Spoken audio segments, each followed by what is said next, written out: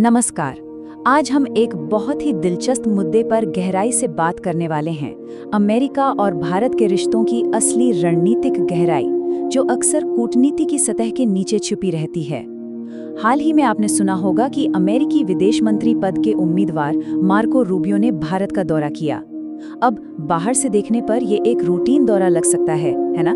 लेकिन सच मानिए, यह सिर्फ एक कूटनीतिक औपचारिकता बिल्कुल नहीं है।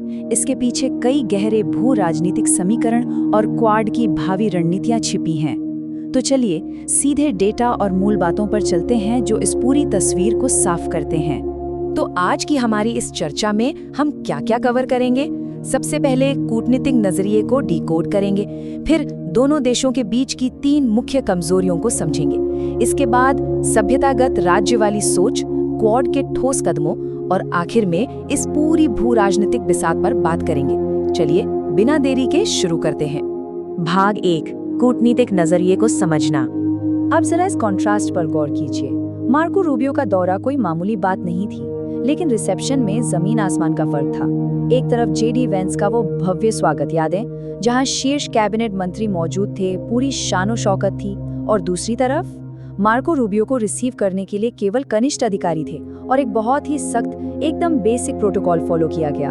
कोई रेड कारपेट नहीं, कोई पब्लिक शोर शराबा नहीं, कई जानकारी से रूखा व्यवहार कह रहे हैं। इसका सीधा सा मतलब ये निकाला जा रहा है कि जब तक कोई ठोस कदम नहीं उठाए जाते, तब तक रिश्तों को यूं ही रीसेट करने की कोई जल्दबाजी नहीं है।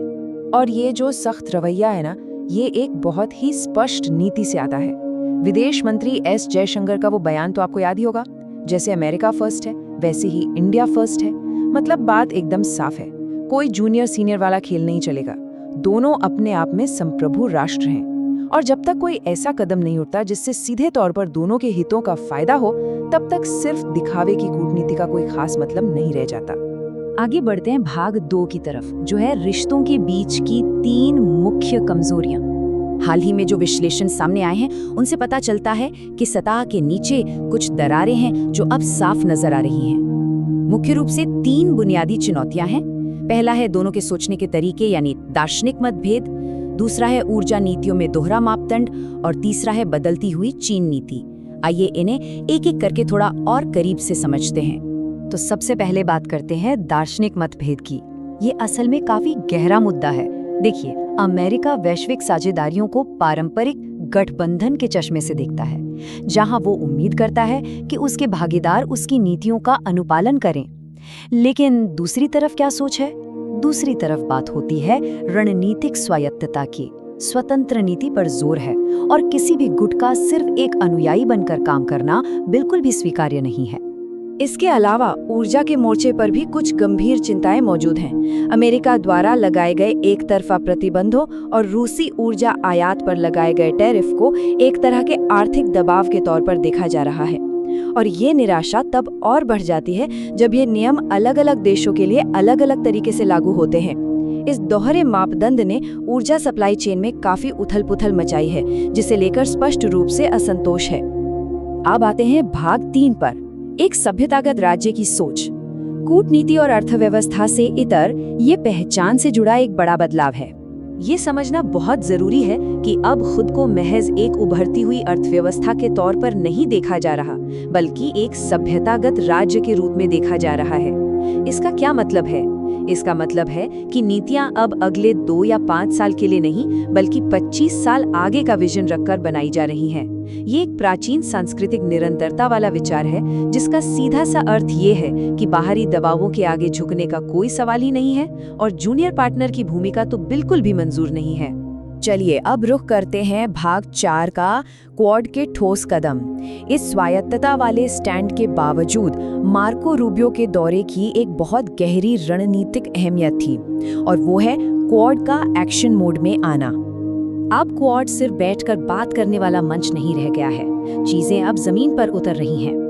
देखिए, समुद्री निगरानी के लिए real time Indo Pacific data sharing पर काम हो रहा है, ताकि पनडुब्बियों की गतिविधियों पर नजर रखी जा सके। इंफ्रास्ट्रक्चर की बात करें तो फिजी में भविष्य का बंदरगाह बन रहा है, जो प्रशांत क्षेत्र में BRI का सीधा मुकाबला करेगा। और हाँ, क्रिटिकल मिनरल्स को लेकर भी सप्लाई चेन की निर्भरता कम करने के लिए समन्वित खनन और प्रोसेसिंग पर काम चल रहा है। ये सब क्षेत्रीय सुरक्षा को पुख्ता करने के एकदम सटीक कदम हैं। इनमें से वो फिजी पोर्ट वाला प्रोजेक्ट तो बहुत ही खास है। ये क्वाड का पहला फिजिकल बंदरगाह प्रोजेक्ट है। जरा सोचिए, ये फिजी में बन रहा है, जिसे ऑस्ट्रेलिया का बैकयार्ड कहा जाता है और जहां चीन अपनी पैठ बनाने की लगातार कोशिश कर रहा है। तो ये प्रोजेक्ट प्रशांत क्षेत्र में चीन के इंफ्रास्ट्रक्चर प्लान्स को एक सीधी टक्कर है।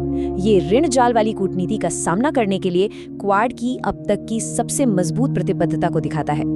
इसके अलावा एक और बड़ी पहल हुई है। इंडो पैसिफिक में रियल टाइम समुद्री निगरानी, पनडुब्बी ट्रैकिंग और सैन्य विशेषज्ञों के आदान प्रदान के लिए एक नया इनिशिएटिव शुरू किया गया है। सोचिए, जापान से लेकर ऑस्ट्रेलिया और हिंद महासागर तक जहाजों के हर हलचल का रियल टाइम डेटा शेयर किया जाएगा। खुफिया जानकारी साझा करने के मामले में ये एक बहुत बड़ा गेम चेंजर है, जो पूरे समुद्री इलाके की सुरक्षा को एक नए लेवल पर ले जाएगा। और बात सिर्फ सेना या कूटनीति पर खत्म नहीं होती। क्या आपको पता है कि 60 लाख डॉलर यानी $6 मिलियन की राशि उन खास शोध परियोजनाओं के लिए दी गई है जो खेती में आर्टिफिशियल इंटेलिजेंस, रोबोटिक्स और रिमोट सेंसिंग का इस्तेमाल करेंगे। इसका उद्देश्य बिल्कुल स्पष्ट है, अत्याधुनिक तकनीक की मदद से पूरे इंडो पैसिफिक क्षेत्र में भविष्य की खाद्य सुरक्षा को सुनिश्चित करना। अब आते हैं हमारे आखिरी हिस्से पर, भाग 5, भू राजनीतिक बिसात। अब तक हमने जो भी क्षेत्रीय कदम देखे, आइए उन्हें थोड़ी बड़ी वैश्विक तस्वीर में रखकर देखते हैं। कई लोगों को लगा कि हाल ही में अमेरिका और चीन के शीर्ष नेताओं की जो मुलाकात हुई, उससे शायद क्वाड का महत्व कम हो जाएगा, लेकिन ऐसा बिल्कुल नहीं है। असल में वो मुलाकात महज प्रतिस्पर्धा को मैनेज करने के लिए एक लेन देन वाला अस्थायी समझौता भर था। दोनों देशों के बीच तकनीक, क्रिटिकल मिनरल्स और सैन्य प्रभुत्व को लेकर जो बड़े और गहरे रणनीतिक मतभेद है ना, वो आज भी अपनी जगह पर पूरी तरह से कायम है। अगर हम इतिहास के पन्ने पलटे तो ये कोई नई बात नहीं है। याद है 1970s के दशक में अमेरिका और सोवियत संघ के बीच तनाव कम करने के लिए डिटेंट का दौर आया था, लेकिन उसी वक्त अमेरिका पीछे पीछे नाटो को भी पूरी ताकत से मजबूत कर रहा था। बिल्कुल वही पैटर्न आज 2020s के दशक में देखने को मिल रहा है। एक तरफ अमेरिका चीन के बीच कूटनीतिक बातचीत चल रही है और दूसरी तरफ क्वाड को तेजी से धार दी जा रही है। महाशक्तियां हमेशा इसी तरह संतुलन बनाकर चलती हैं। तो इस पूरी चर्चा का सार ये है कि क्वाड अमेरिका के लिए एक बेहद जरूरी रणनीतिक बीमा पॉलिसी की तरह काम करता है। चीन के साथ सिर्फ व्यापारिक सौदे काफी नहीं है, अमेरिका को इंडो पैसिफिक में एक ऐसे मजबूत और सक्षम पार्टनर की जरूरत है जो जिम्मेदारी उठा सके। इसलिए सतह पर चाहे जितने भी कूटनीतिक मनमुटाव दिखें, रणनीतिक स्तर पर ये साझेदारी दोनों ही पक्षों के लिए बेहद फायदेमंद है।